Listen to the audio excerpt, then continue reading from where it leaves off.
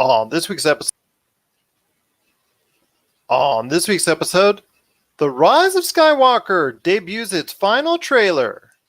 Is Terminator Dark Fate worth watching? And is it time to head into The Expanse? The Expanse. All this and more as we reach our next stop, the PCC Multiverse.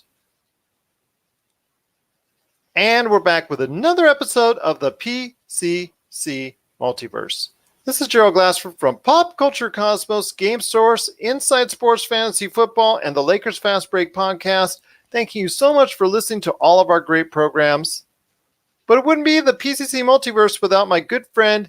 He's our own Luke Skywalker from Pop Culture Cosmos. You got to check out what he's doing today at popculturecosmos.com, popculturecosmos.wordpress.com, and his awesome book, Congratulations, You Suck. It is my good friend. It is Josh Peterson.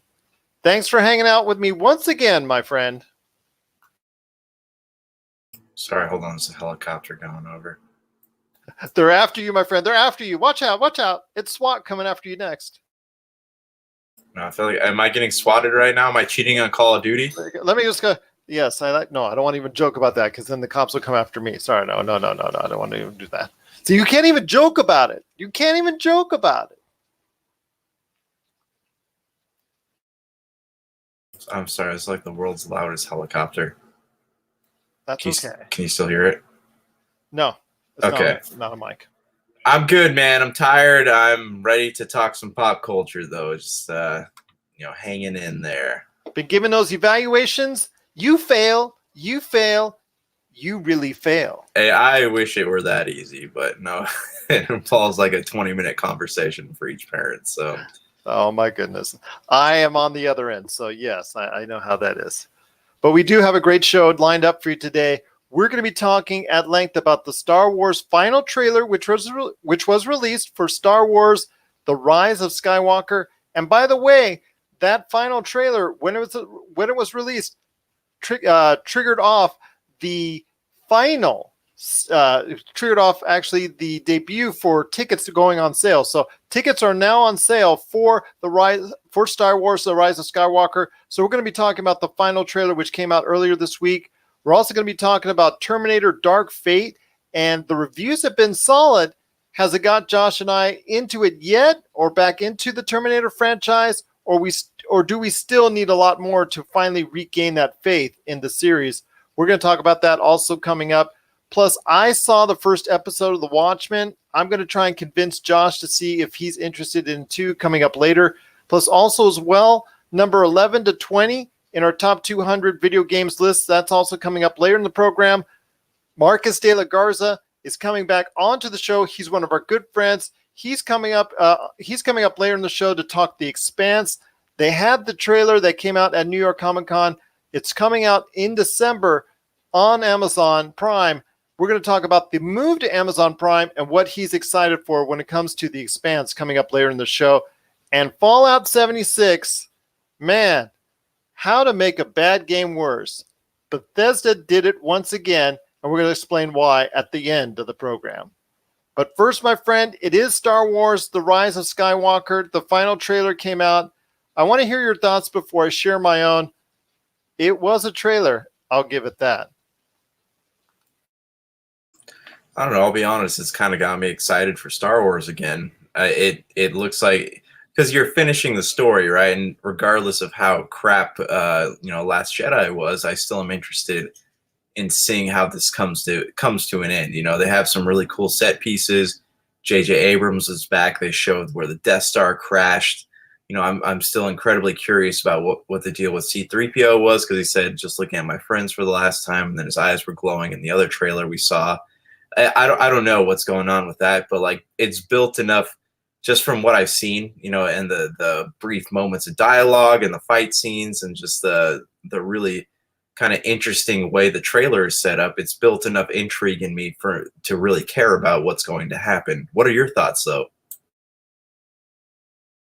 I'll tell you, my friend, I've told you before, some of the most epic scenes that I have fallen in love with when it comes to the Star Wars universe have been those big, huge, epic scenes where there's a lot going on, whether it's CGI or CGI or modeling or whatever you want to say. There's a lot of stuff going on at one time that just blows my mind. It just has me just all psyched up and just wanting to be a part of the Star Wars universe, if only I could.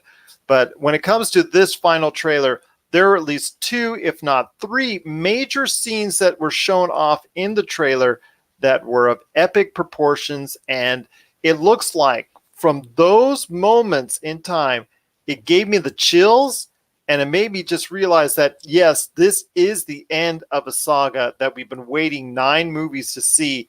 And this really could end it on a good note, because you and I have talked about before are lukewarm to disdain for the prequels in the 90s. You and I have talked about before the blase-faire to the downright hate that we have, or that you and I have, depending on who you talk to. Mine is just yours is just downright, it's trash when it comes to the some of the films that have been shown in the recent past, i.e. The Last Jedi. I know Solo wasn't exactly high in anyone's list. For me, they've all been like, forgettable when it comes to The Force Awakens and Force Awakens, Rogue One, The Last Jedi, Solo. They've all been not a great experience for me, not a bad one, but not something I really want to go out of my way and see each and every time. So it's not Star Wars for me, even though I love it so much. My feelings and thoughts and love for the series still is just based off the 80s. It's still based on what came out in 1977, in the 80s, and that original trilogy that was put out there. So you have this trailer, which I think is the best trailer I have seen in this modern era when it comes to Star Wars. It really captured me. It's got me hooked. I went out and I got the tickets right away, my friend. I got the tickets right away for Star Wars, The Rise of Skywalker. I'm excited to see it once again, all because of those epic scenes that they were showing off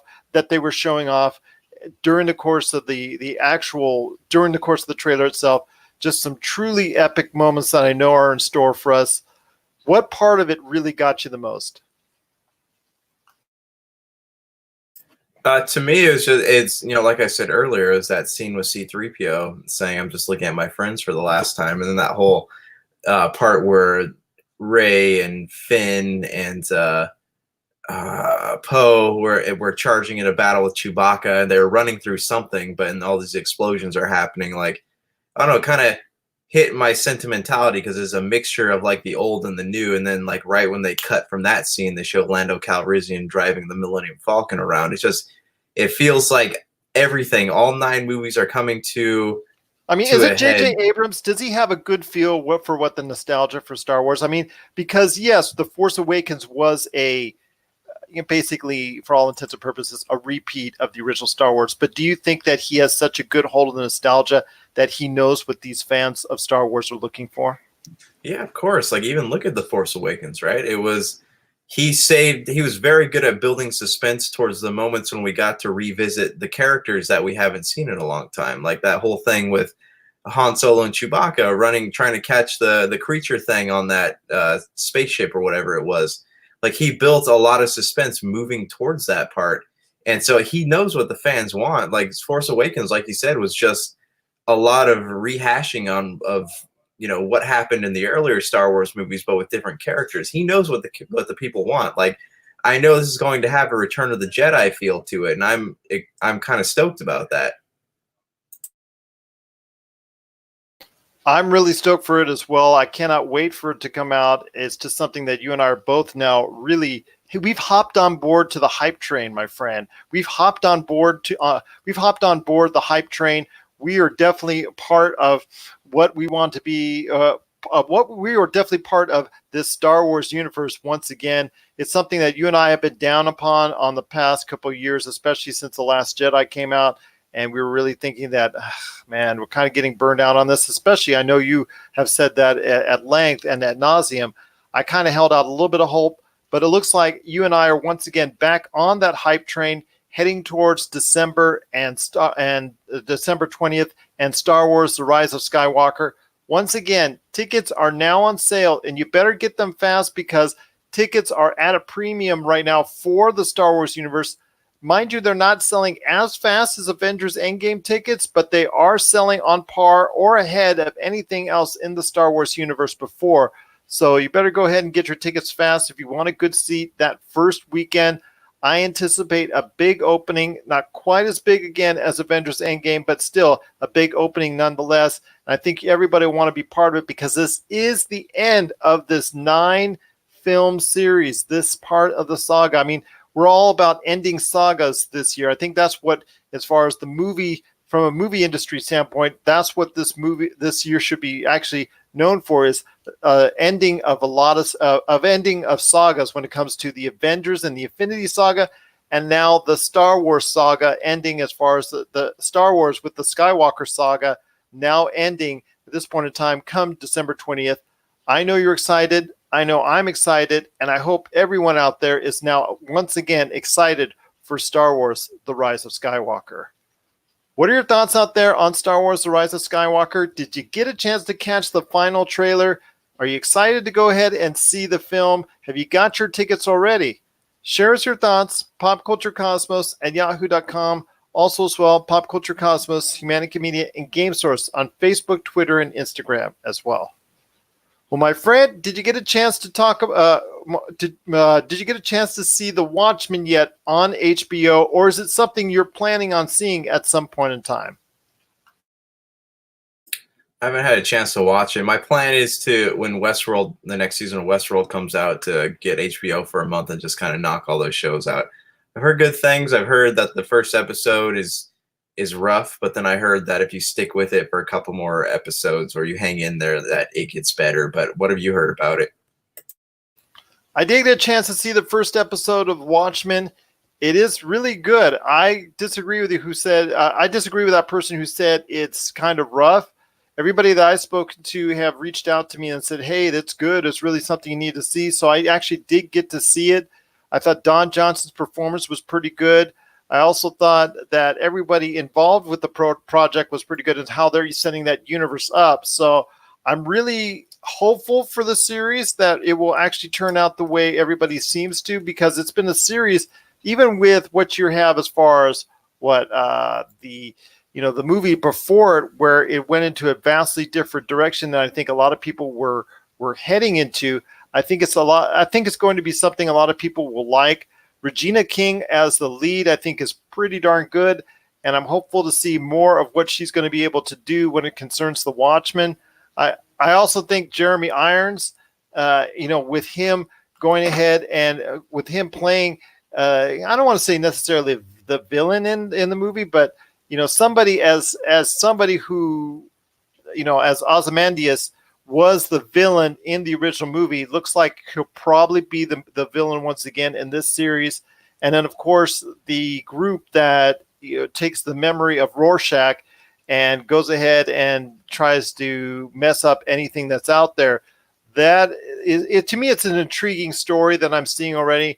I liked it. I'm pretty hooked in right now. I don't think it's the greatest thing I've seen this year, but at least it's something very good, and I think it's worth watching.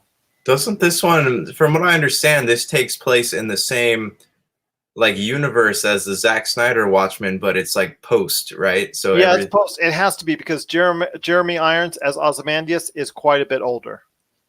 Yeah, and they're talking about the Dr. Manhattan is still played by the same person, if I was reading the articles correctly.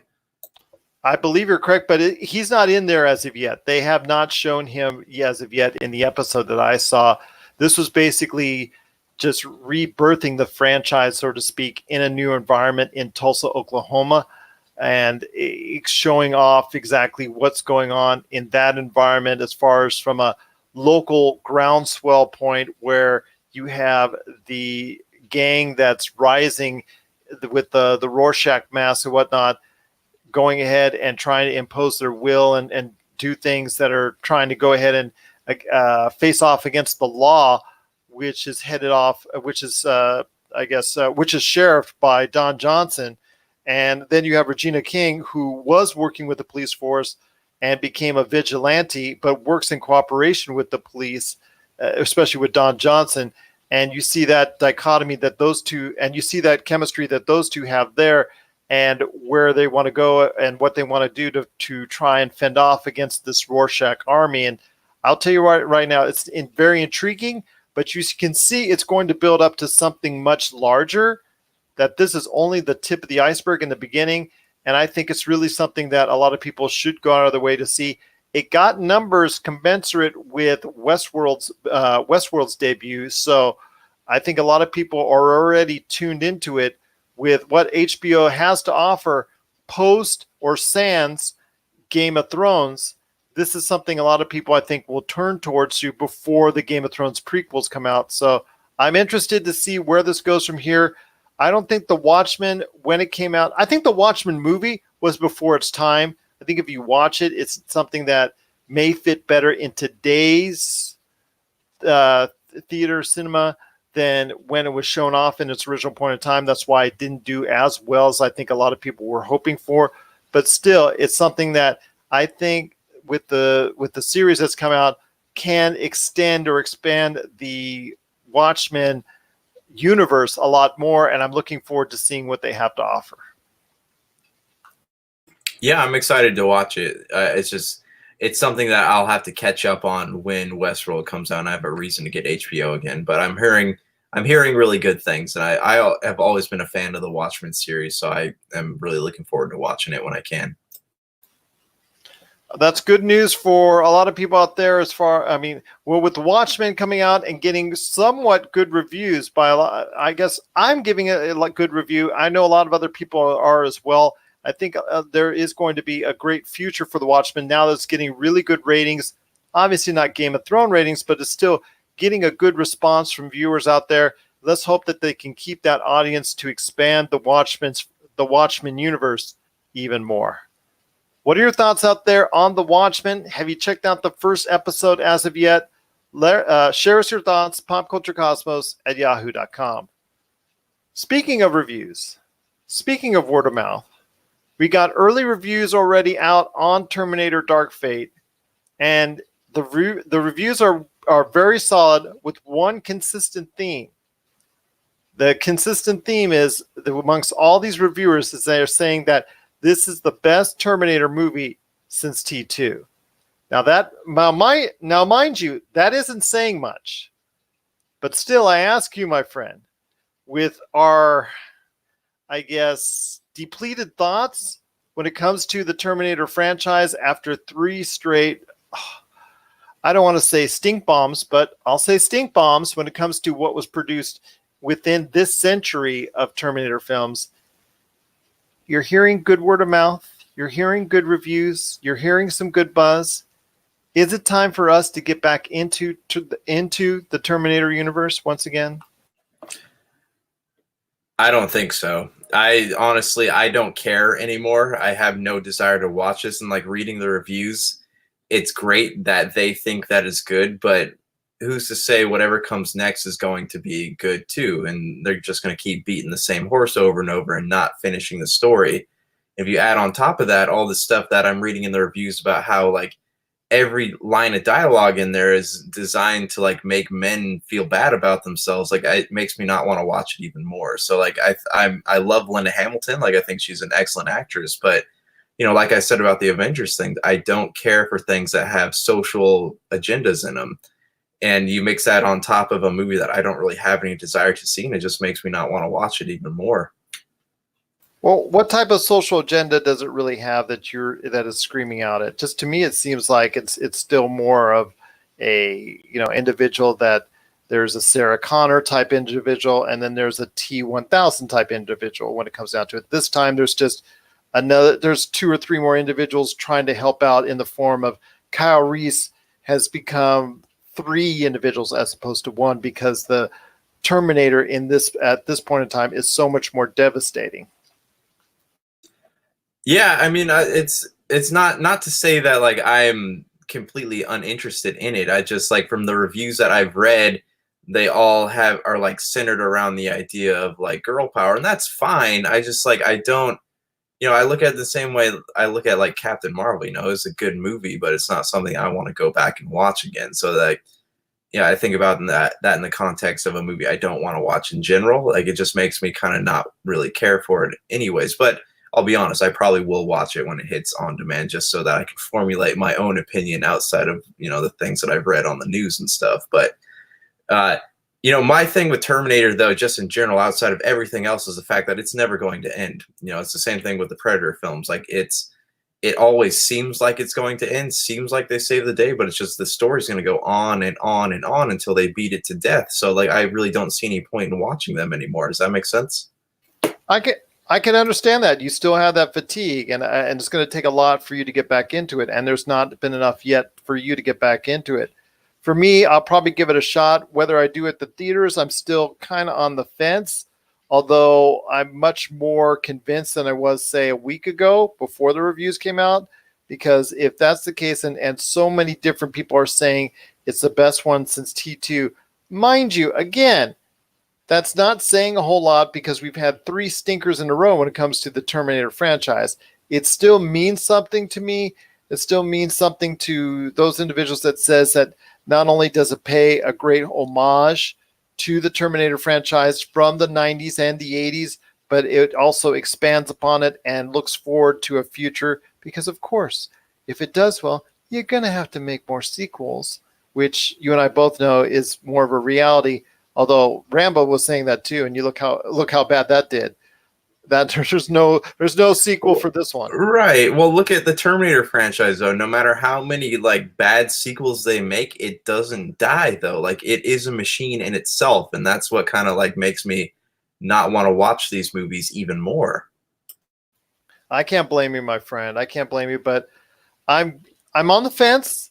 And I think a lot of people out there are now on the fence when it comes to Terminator Dark Fate, which helps its chances for making some money when it comes out the first week of November. So let's, I'm interested to hear people's thoughts out there. Please, if you have any thoughts, if you're going to go ahead and watch Terminator Dark Fate that you weren't going to or planning on before, but now that you've heard some good word of mouth on it, good reviews, you're thinking about either going or you are planning on going, again, we'd love to hear your thoughts. Share it to us, popculturecosmos@yahoo.com, or also as well, popculturecosmo on Twitter. We'd love to hear your thoughts, exactly why you're now suddenly interested in Terminator Dark Fate. Well, before we head to the break, and then after that, Marcus de la Garza and his thoughts on the upcoming Expanse series coming to Amazon Prime, I wanted to get your thoughts on this while we were going ahead and doing the show. I was like, there was something else I needed to talk to you about, and something else I need to talk to you about. Oh yes, the WWE, their latest game, 2K20, has come out on the market, as we indicated and as we talked about on the Monday show. But in typical video game fashion, it's come out as a really, as you would say, a crap fest when it comes to what's released. Not only humongously bad reviews, because this is the first, I think Ukes is not doing it anymore. And after years of trying to refine it, Ukes finally had something decent. They're not doing this version of the game. It's now an in-house 2K studio. Well, this in-house 2K studio has got a lot of shame and a lot of egg on their face, because not only do they have bad reviews from critics out there, but there are memes, there are glitches, there are videos shown.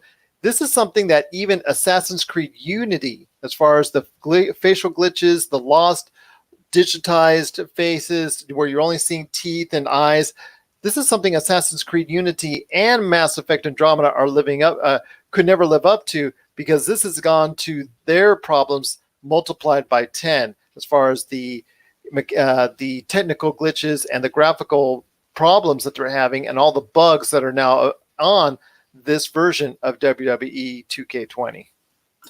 Well, it tells me two things. It says, one, either the game was rushed or the game was created using some kind of new engine. And that always happens when you upgrade from one engine to another. Again, we always bring up this example, but look at Mass Effect Andromeda.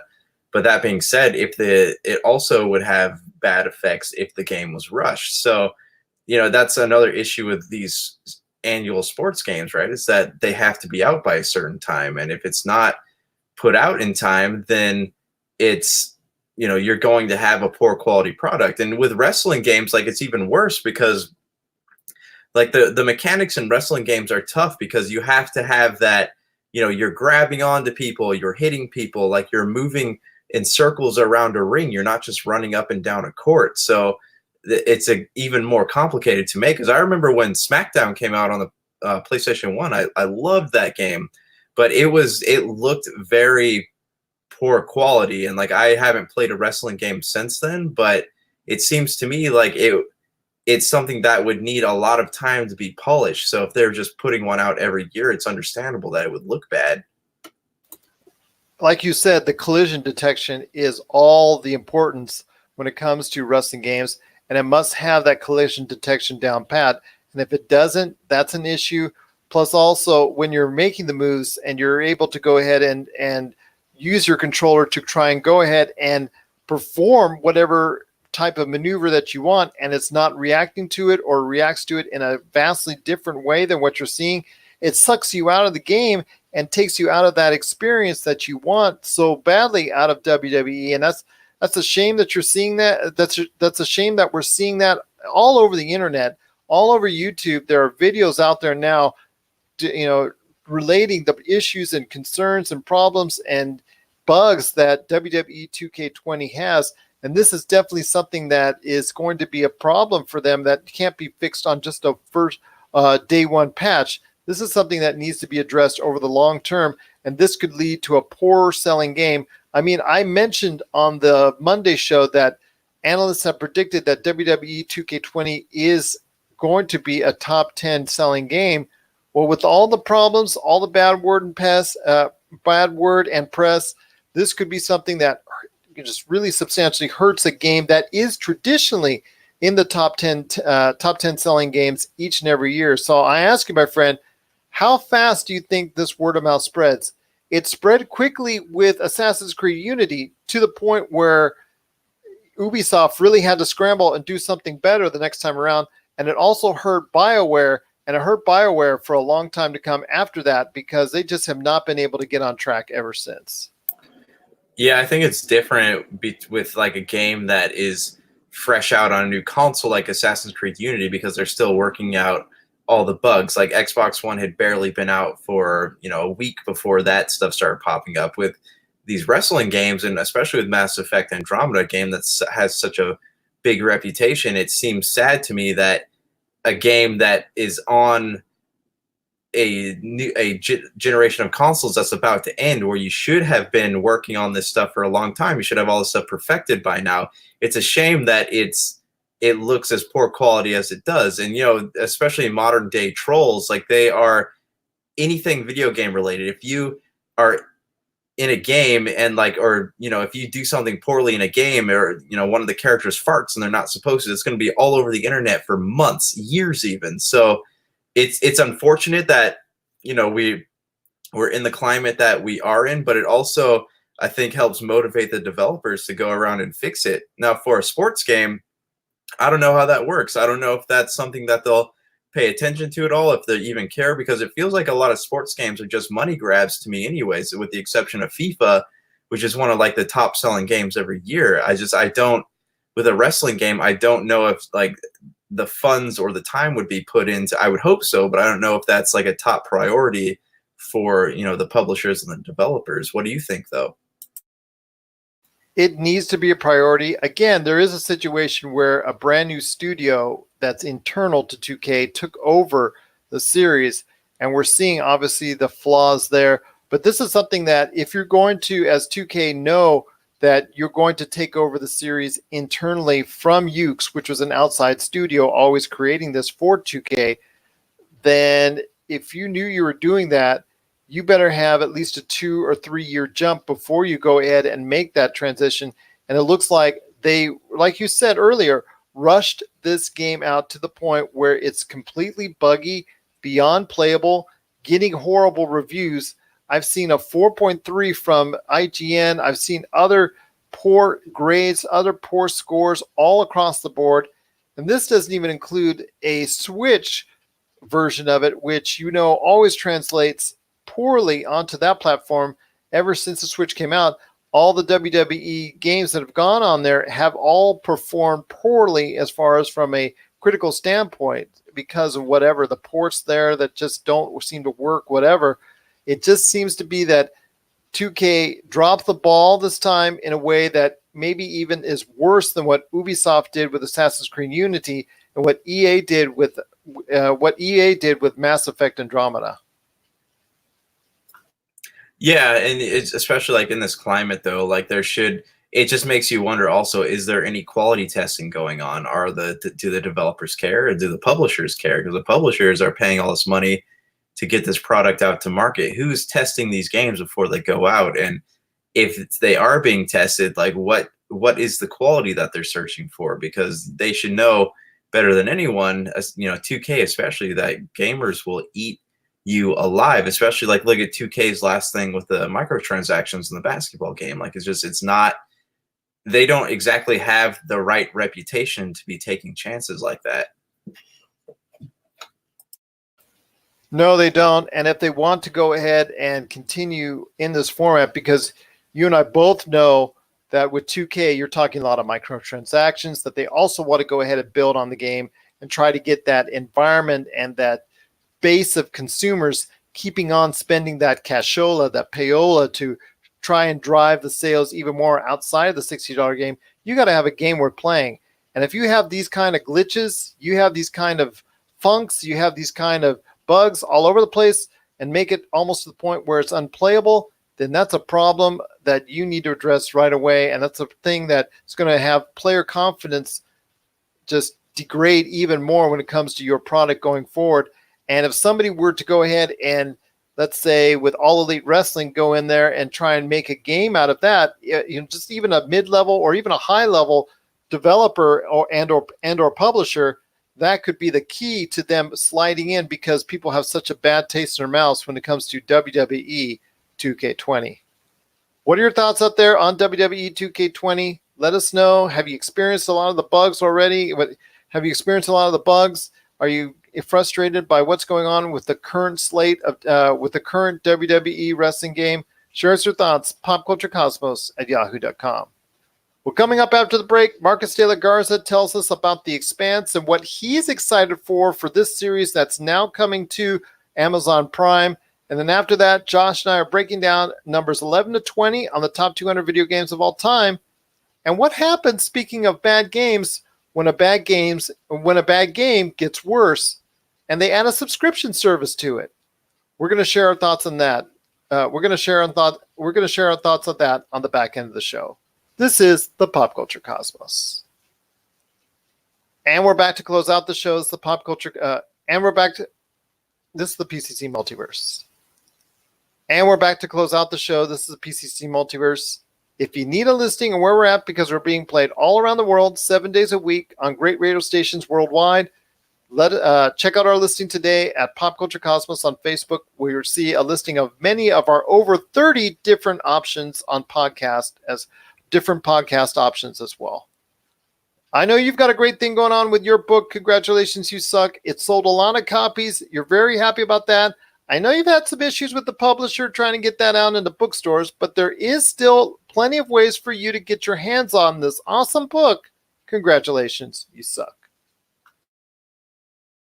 Yeah, unfortunately, not all the ways I would like people to be able to, but yeah, you can get it on Amazon.com. You can get it on Barnes & Noble, and also it's now on powellsbooks.com. So if you shop there, you can check it out there. I would really like to get it into bookstores physically, but like I said, the publisher has just been a real pain in the butt. So I will not be working with them in the future, but for now, you can do me a huge favor by picking it up from an online retailer. Or if you do have to get it in the store, you just walk up to your local Barnes & Noble and you tell them directly, I want this awesome book, Congratulations, You Suck, from our good friend right here, Josh Peterson. Although, I'm not sure if he's your good friend when you actually order it at Barnes & Noble, but you know what?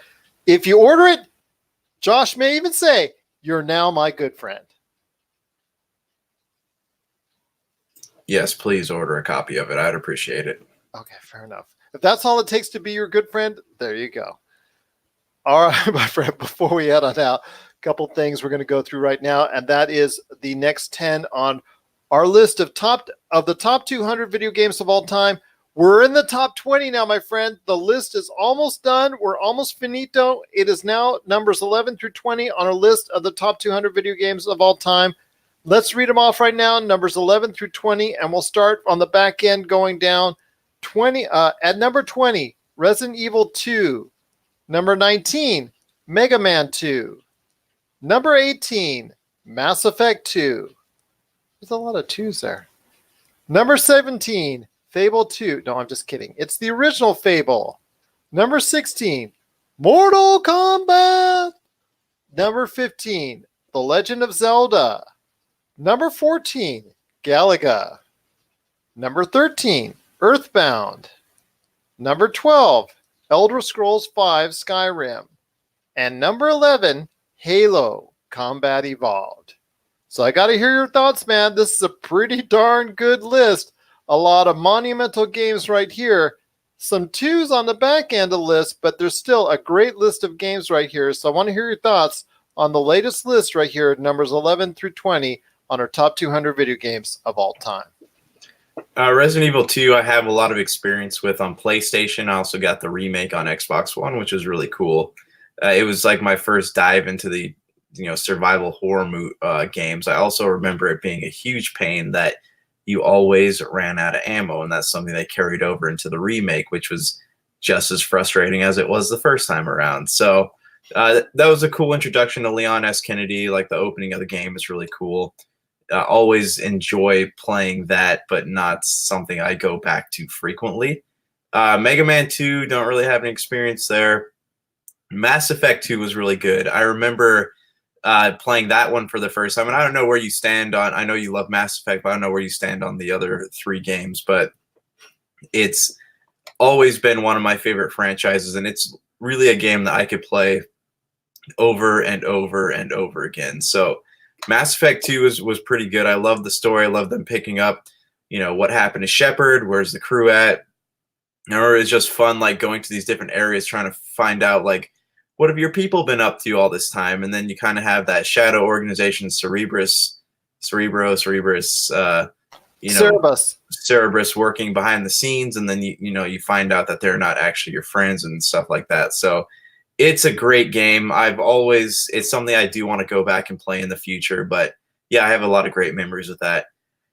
Fable, I remember this is like the third game I got on the original Xbox outside of Halo Combat Evolved, which is also on the list. But, I remember, like, this was the first time outside of, like, Abe's Odyssey that you can press a button and make your character fart in a group of people.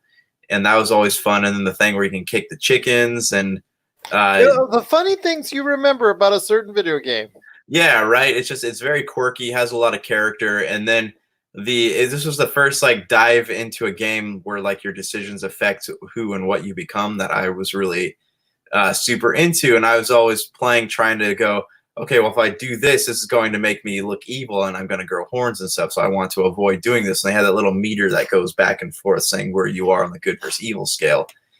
So I always like that. Mortal Kombat 1, I never played. I know that was an arcade version. My first dive into the series was with Mortal Kombat 2. Legend of Zelda, again, my first dive into that game was that I played from front to back was Breath of the Wild. So I don't have a lot of experience there. I love Galaga. That's something I always go back to. I have the At Games Blast Kit, so I've always liked to go on that. But also, if you go to Dave & Buster's and some of the other, like, adult arcades out there, you can play Galaga in an actual chair and have a joystick while you're playing, which is always really fun. You can always get the arcade one-up version as well. Yeah, you could. So if you're a fan of that. Earthbound, never played. Sorry, hold on one sec. Elder Scrolls V Skyrim. So this is a game that I played multiple times. The first playthrough I had multiple platforms. On multiple platforms. Don't play the Switch one. It's awful, full of glitches. But I remember my first playthrough of this, I ended the game with 180 hours invested in this game, just because it's hard I know you can fast travel, but it's hard not to want to explore every inch of this game, just to, like, see where all the dungeons lead to, see what weapons you can get from it all. It's a truly beautiful game. And, like, I know we talked about how great Oblivion was, but I just like the setting of Skyrim and the music, like it is just truly a fantastic game, you know, and it's everything that I could ask for out of an RPG. Then lastly on the list, Halo Combat Evolved. This is like one of my all-time favorite games. It came out of nowhere, and it created just this culture of me wanting to go to friends' house and link our Xboxes up and play that. We spent hours on Hang 'em High, Blood Gulch, Sidewinder, stuff like that, and even the campaign. Like, I love this game so much that I wanted to actually go through and play on easy, play on normal, then heroic, then legendary, and I have so many fond memories of this game. And even today, I love to go back and play this game. Like when I'm playing the anniversary edition, I'll switch it over to the old graphics just because it resonates so well with me and that moment in time when I was just obsessed with this game. And like even the first one, they don't give you much to go off of about like the mythology of the game, but like your imagination is still going while you're playing. Like, where do these pillars go? What are these creatures? What are their backgrounds? Where they come from? Are there any other Spartans out there besides John 117? Like, there's so much lore there, you know, and they kind of messed it up with Halo 5, but like it's such a rich game, and I love it even to this day. But what about you? What kind of games here, or what games on this list resonate with you? There's a few, my friend. Not all of them like you. I mean, I did get 30 hours into Skyrim until I hit a game-breaking bug, and I just pretty much chucked it away. Although I have since rebought it and want to get back into it because my frustration was finally ended. But with the game, Resident Evil 2, really solid game. But yes, you are scrapping.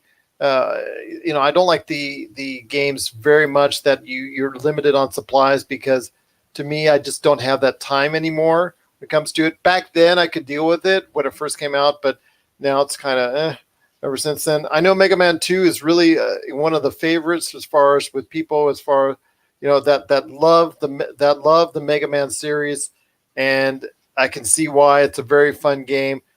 Mass Effect 2. Where do I start with Mass Effect 2? It is the best of the Mass Effect series. I have a very nostalgic place in my heart for Mass Effect, which I love so much. But yes, I know some of the problems, some of the issues, because it was the first in the series. Mass Effect 2 kind of solved a lot of those issues and created a narrative, whether you have everybody survive or whether you have them all die. It's just simply just a great, great game to play. There's just like with you're talking about, as far as getting involved with all the different nuances and aspects, and going to Omega, dealing with Cerberus, dealing with all the other issues that you have, and all the camaraderie and the team that you have to assemble. Who do you decide to go down with you on the planet? Who do you keep on your ship?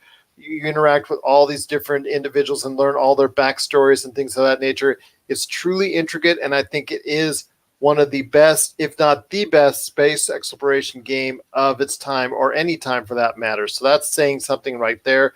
And that goes without saying with Halo and whatnot, because we're coming up to Halo in a second here. Halo is not too shabby in its own right, because that's a blast. But again, let me go ahead and talk about Mortal Kombat as far as hitting the arcades, the controversy that it created. But tell you what, it's a lot of fun. Everybody that was at the arcades at that time lined up the quarters right on the arcade cabinet right there so that they can go ahead and play. Legend of Zelda, it started it all. It was just a great hit. A lot of people enjoyed it when it came out on the NES. And little did they know how much it would transcend the video game marketplace so many years later with every different iteration that's come out. Galaga, so many people have had fun with Galaga. I'm one of those, and just truly enjoyed it. In fact, you know what? What do I have right here? I have my own mini version of a Galaga that I play from time to time, even to this day. So I enjoy it, and thank you to My Arcade for allowing me the opportunity to play some Galaga. Earthbound, a lot of people are into that, especially as a collector's item. Elder Scrolls, I already talked about already. But Halo Combat Evolved, as a campaign, it is truly a great experience. It is right behind, for me, Mass Effect 2 as far as a space exploration experience. And there is probably, I'm going to say, I don't know what your feeling on this is, but there's probably no more exciting ending to a game than you jumping to safety in the Warthog, because the first time I played it and played it with friends on the co-op, I was screaming my head off as the Halo was exploding and you were jumping to safety in the Warthog. So I don't know about you. I think that's one of the best endings I've ever played in a video game at all. Best endings to a campaign in a video game of all time. Yeah, that was like a super epic ending. Like it was something that you want to go back to with your friends. You played over and over again, and even if you played, with two players, you get on there, and it was always fun to try to just make your friend crash. There's so many different ways you could play the last level of that game, and then once you figure out like the pattern there, it becomes easier and easier. Like not having to stop at that place where the pelican's supposed to come pick you up. That's going to crash, so you just keep going. But it's so much fun, like especially when your buddy falls out of the Jeep and then you just keep going. He's trying to run through there, trying to fight his way through. There's so many ways to play the game, and I love every single one of them. I do as well. It is a tremendous game. I mean, you have two of the best space exploration games, space sagas, whatever you want to say, of all time when it comes to Mass Effect 2 and also Halo Combat Evolved, which are on our list from 11 to 20. You can check out our entire list in sets of 10 on our site, popculturecosmos.wordpress.com. It's already up to number 1. So if you want to know ahead of time before our Monday episode what our top 10 list of the video games, top 10 video games of all time, that you want to check out that list ahead of time, go check it out today, popculturecosmos.wordpress.com, or you will actually hear it on our next episode, The Pop Culture Cosmos. Well, my friend, before we head on out, we were talking about bad games earlier when it comes to WWE 2K20, and you notice I didn't really mention Fallout 76, which was a bad game in and of itself last year when it debuted. And yes, that was a bad game. I don't think it was to the level of WWE 2K20, Assassin's Creed Unity as a game as far as the bugs in it, or also Mass Effect Andromeda, but it did have a lot of issues. It did get a lot of bad press, pub, and obviously hurt their sales. So to make amends for it, and I'm quoting that, and I'm being very facetious when I say that, they decided today to do something to help out the few players that are still playing on the platform, playing the game, by going ahead and creating something that they've requested, private servers. And they did so by offering this handy-dandy subscription service at $12.99 a month. Gets you these little perks and things of that nature, and you can take up to 7 of your friends into a private server and all that. That's great. That's something a lot of people that have played Fallout 76 wanted originally. But to force people to pay a subscription service now, after so many bad months of hearing so much bad press about this game, about so many months of hearing how this game is just been really disappointing, and seeing the results and seeing the sales of how disappointing this ultimately will be, and where it will fall into the Fallout 76 series. What are your thoughts on adding insult to injury by Bethesda slapping another $100 just to have you enjoy the game?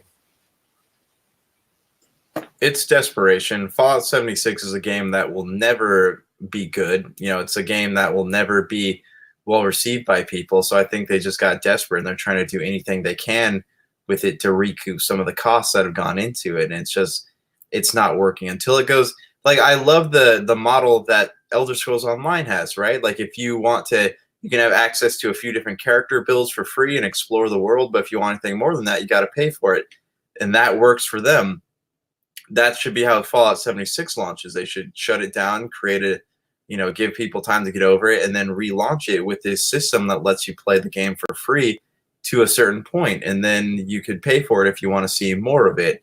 I was surprised that they didn't do that in the first place with Fallout 76, but making it so in order for you to enjoy it, you have to pay $100. It doesn't make sense to me, and it seems like they're trying everything they can to make this game still be relevant and make money, but then it goes to show you like all they care about is making money. So why should you bother playing it in the first place?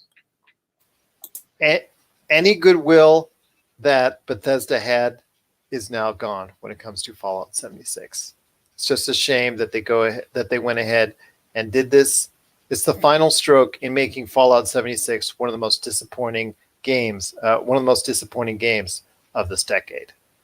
What are your thoughts on the subscription service for private servers for Fallout 76? Share us your thoughts, popculturecosmos@yahoo.com. I want to thank Marcus de la Garza for sharing his thoughts and sharing his excitement on the upcoming Expand series, now heading to Amazon Prime in December.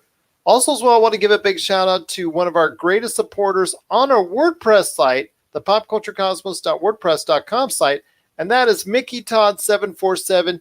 You get a big thumbs up for us. We see all the stuff that you're liking when it comes to the Pop Culture Cosmos and all of our other shows and all of our other articles. So we cannot thank you enough for stopping by popculturecosmos.wordpress.com. You get a big thumbs up from us. All right, Josh, we got a Halloween episode coming up on Monday for the Pop Culture Cosmos and a lot of other great things, including our top 10 of the 200 video games of all time. Any last thoughts on the way out? No, I think we covered it. Excited to get to the end of the list of video games and begin whatever lists we're about to do next. We are going to announce what we're going to do next when it comes to a next top 100 or top 200. We haven't decided that in full yet, but we'll announce what people can vote on next in a top series coming up here next week. But for Monday, again, our Halloween episode, plus also as well our top 10 video games of all time. All that and more coming up on our Monday show, the Pop Culture Cosmos. So for Josh Peterson, this is Gerald Glassford. It's another beautiful day in paradise right here in the PCC Multiverse. We thank you for listening. And here's hoping you have yourself a great day.